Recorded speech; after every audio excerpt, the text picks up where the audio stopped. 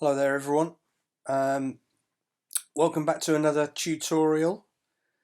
Quite a complex one now that will test your selection skills and your understanding of layers and layer masks. But if you follow me step by step, you should achieve a pretty good result. Again, just a word of warning. I do appreciate some of you are really excited to try and experiment and go off on your own tack with some of these projects, which is great. I love it. But you can easily get lost on some of these and lose some of the refinement. So what I would prefer you to do is follow this tutorial through using these images, follow my step by step. And then if you want to do another version using other imagery, feel free to do so. But I'd like you to have this one in the bank already before you go off and do that. Okay, so as I say, it's quite a complex process. What we're going to do is take this shot of this fantastic, characterful Tuscan farmer on this grotty background, well, not very interesting background, and we're going to put him on this background instead. Okay, so the first thing we've got to do is select this farmer out of the background, and that is going to be the majority of the work. I suspect this video will be in 3 parts, folks.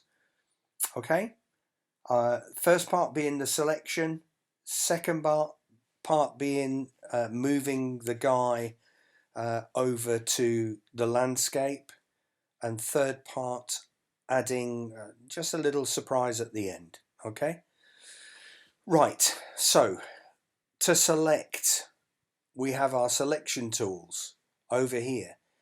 The one that we are going to use today as preference is the quick select tool. Okay, we need the plus version. Can you see my cursor there? So there's the quick select tool, and here's what we can have: single selection, add to selection, subtract from selection. We want add to selection to begin with. And what I suggest you do is over here on your navigator by the window here, if you haven't got navigator up, go to window, find navigator and click it so that it's got a tick next to it, and then you'll have this. Zoom in. It's quite a small image file. It's quite low resolution. It's from the internet, from a royalty-free source. That gives us some issues with selecting it because of the detail that's around the edges, but it's never been a problem so far, so we should be okay. So I've zoomed in so I can see detail. I've also zoomed in so that you can see his head and the area around his head. And the problem areas we're going to have, look, are here by his spectacles, because we don't necessarily want that green to go with us. And we've also got this area in here and this area in here. If I zoom down, there's also a little bit of an area in there that can be a problem sometimes. But I've also got a trick up my sleeve that we can solve those problem areas later if we need to. Okay, so we have our plus version of this quick select tool. I'm not going to stray anywhere near the edge, but I'm going to go all the way down inside, starting up at his hat here. So can you see I've placed my cursor in the very peak of his hat there, but not touching the edge, and I'm going to click, and I'm going to let go, and I'm going to click and drag down and click in there, and wherever it doesn't take, see the brim there, it hasn't quite got it, so I'm just going to push out a little bit. Doesn't want to do it particularly. I'm right on the edge of spoiling it there. Can you see? Doesn't matter. I'm going to keep going down, clicking. I'll deal with that later. Click. Click in there. Cool. Ear. Let's not worry about these bits to begin with. Can you see I'm just following as close as I can to the edge without going over the edge. If you do go over the edge and it jumps to the wire over here, go edit, undo, quick select tool, and it'll take you one stage back. I need to make sure I select his face. So I'm going from one side to the other. I've selected his glasses. I'm going to deal with this part later. Selected his face now. I'm not worried about this. I'll deal with these green bits in here later.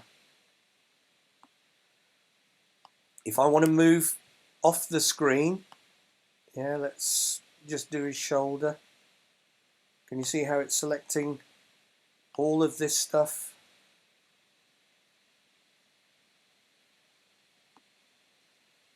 When I start to want to move into the other parts of the image, I can move the box over in the navigator so that I can see the bits that I want to select. Now you've got a very tricky bit here. His arms are hairy. We've got a tool that will help us deal with that, but do the best you can for now in selecting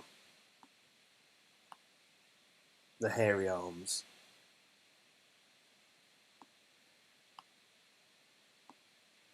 You've got to be careful, especially with the shirt. See how that's jumped across there? I'll show you how to deal with that in a second.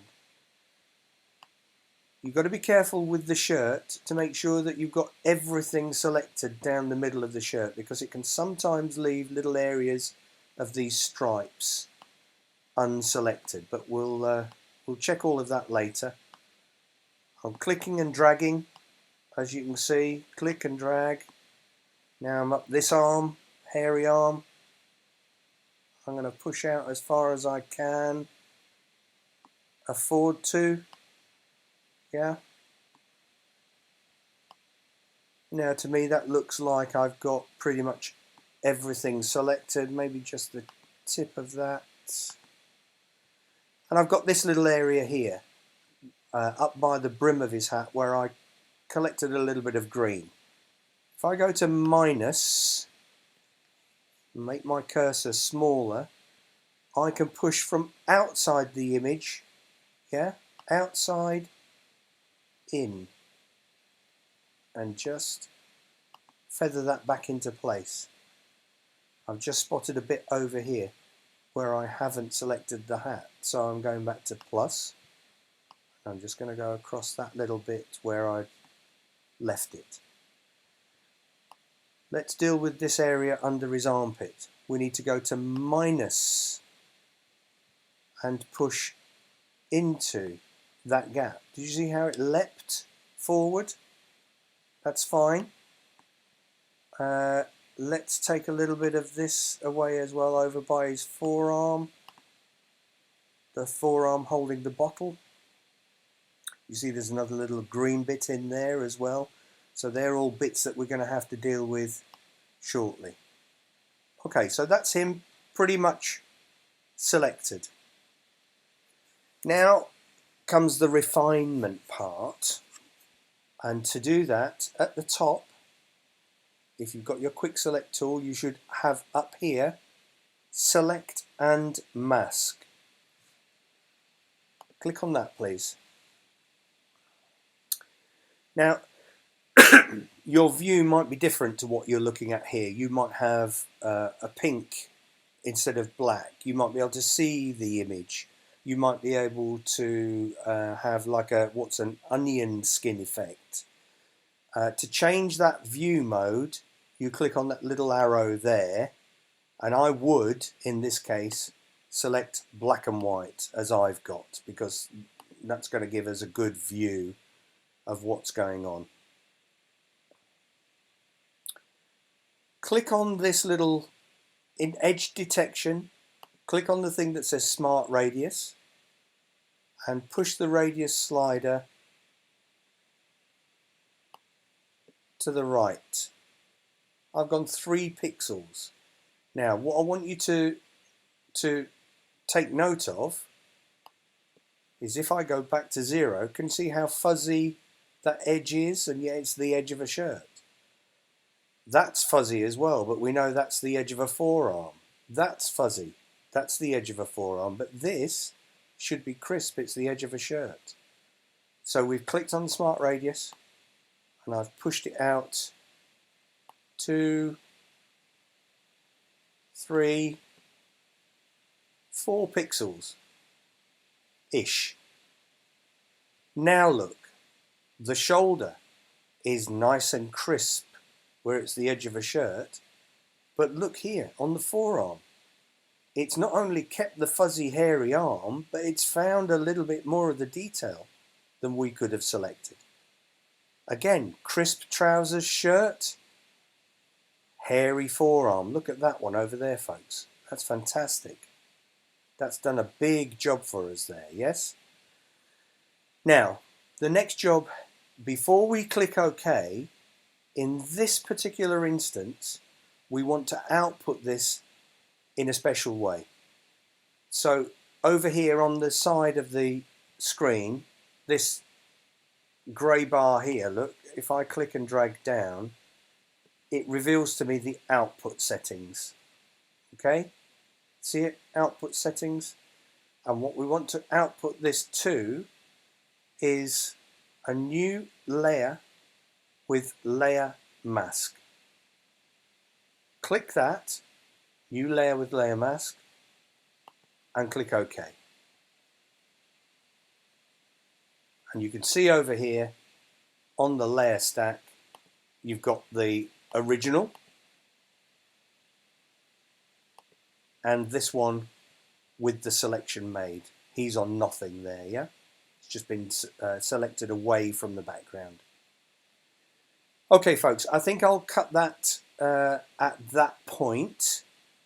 We've done our selection, we've got him isolated. I'll cut the video now and start off with part 2, and we'll head off from this point onwards. Back soon.